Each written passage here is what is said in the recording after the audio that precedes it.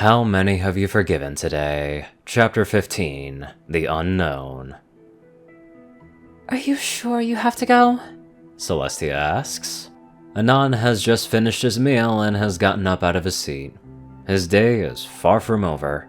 Yeah, I kinda left Lyrae and Bonbon at the store alone. It's been fun, but I need to get back to work.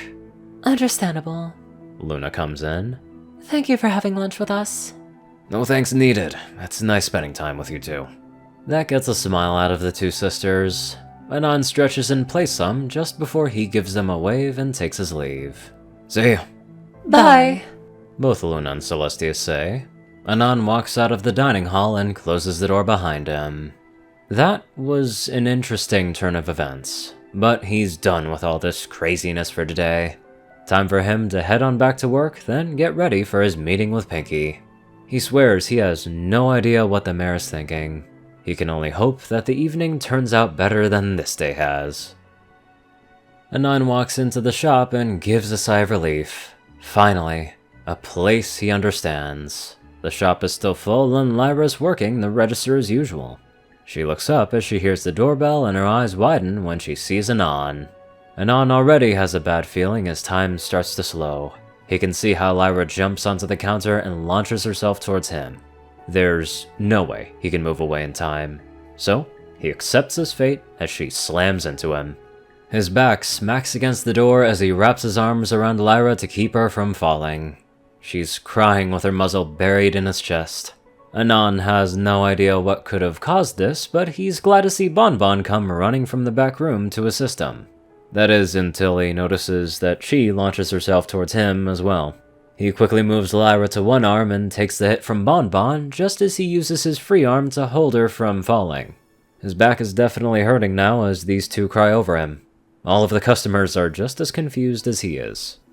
What's going on? I haven't been gone for that long, have I? Anon tries to joke. We're so glad you're okay. Bonbon says. Why wouldn't I be okay? There was this griffin in the shop saying how she wanted to hurt you. Lyrae answers. Why would she want to hurt me? Anon asks, confused. I don't know. She just seems really angry with you. Bonbon comes in. Anon looks around the room and takes notice that this probably isn't the best place for a conversation, so he carries the two of them past the customers and into the back kitchen. Butterhooves, man the register! Butterhooves drops his mixing spoon on the floor in surprise, quickly giving a salute before running off to the storefront. Anon carries the two mares in his arms to the home kitchen and quickly sits them each in a chair. It takes them a few minutes, but Anon waits patiently until they regain their composure.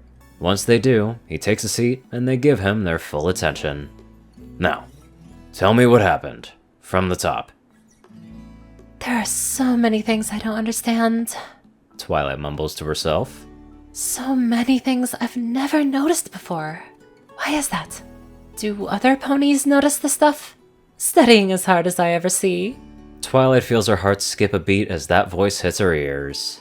She knows who that is instantly, and she whips around with a large smile. Cadence! Twilight leaps off her seat and crouches low to the ground as Cadence does the same. Sunshine, sunshine, ladybugs awake. Clap your hooves and do a little shake. Twilight can't believe that Cadence is here. It's been so long since the two of them have seen each other. Cadence is also happy to see Twilight as well, but she instantly notices the ring on her horn and winces a bit at that. Cadence spent some time talking to Shining Armor and heard the story about what happens in Ponyville.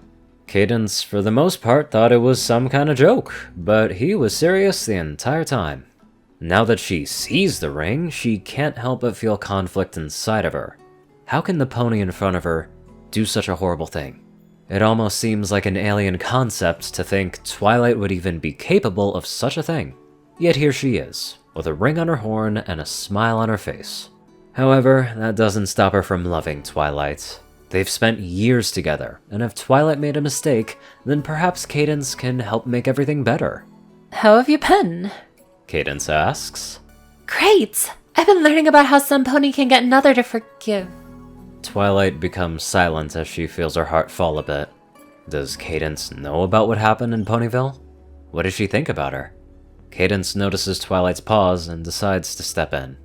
I heard about what happened, Twilight. Cadence notices how Twilight freezes up. I have no idea why you did it, and I can't even begin to understand what happened between you and Anon during that time. Twilight feels her head lower as she listens to Cadence talk.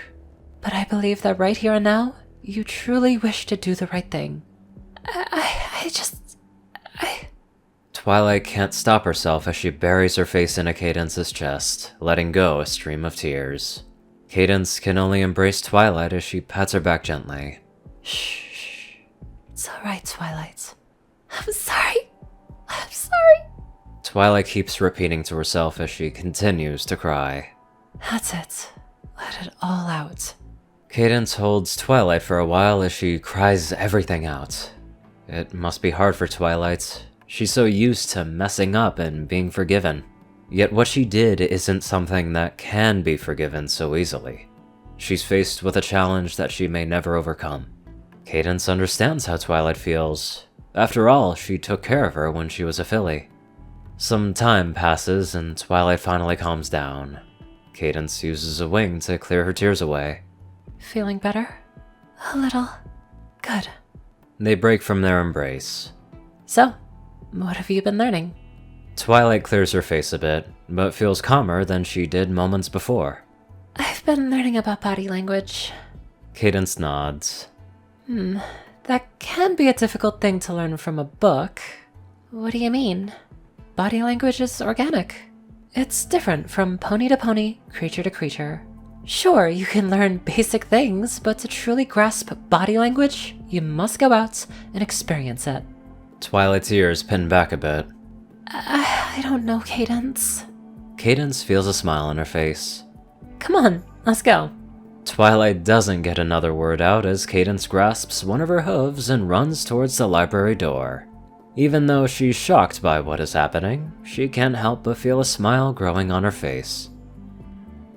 I find this lack of information disturbing. Anon is rubbing his chin in thought after having heard the story Bonbon and Lyrae told him. An unknown female griffin came into the shop, threatening to punch him in the face. The only logical assumption he can make is that he met this griffin while under the influence of alcohol. So what did he do that was so bad that she would want to physically harm him? Pointless thoughts. It seems that he has an immediate threat that he needs to worry about. There's no reason to worry, Anon says, trying to calm Lyrae and Bonbon. How can you say that? Bonbon shouts in worry.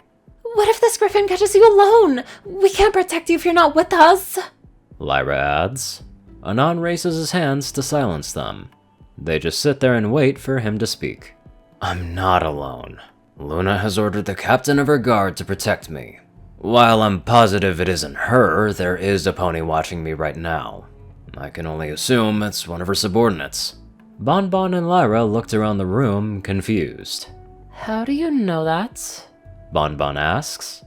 Let's just say I've gotten used to watching my surroundings. So you have a personal guard?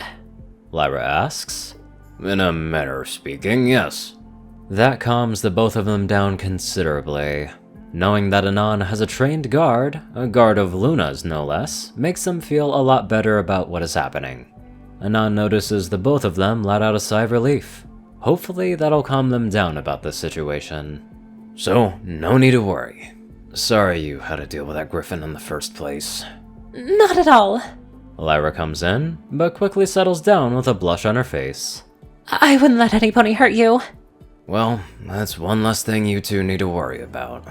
Anon is taken away from the situation as he hears a crash from within the kitchen. Oh, horse feathers! Anon lets out a sigh as he recognizes Butterhooves' voice. We better get back to work before things get ruined, Anon adds. That's probably a good idea. Bonbon agrees. The three of them quickly compose themselves and walk into the kitchen, ready to get things back on track.